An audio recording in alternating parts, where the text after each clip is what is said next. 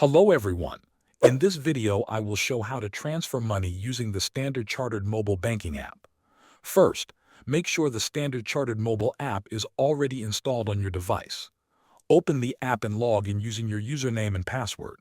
If you are a new user, complete the registration process by following the instructions on the screen and setting up your secure login details.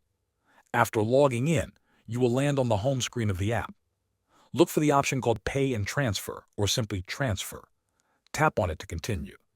If you are sending money to someone for the first time, you need to add them as a beneficiary.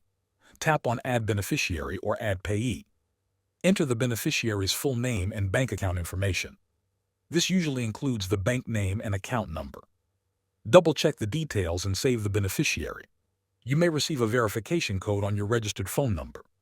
Enter the code to confirm. Once the beneficiary is added, return to the Pay and Transfer section. Choose the type of transfer you want to make. Select the beneficiary from your saved list. Enter the amount you want to send. If available, you can add a short note or reference for the transfer. When ready, tap Continue or Next. The app will ask you to confirm the transaction.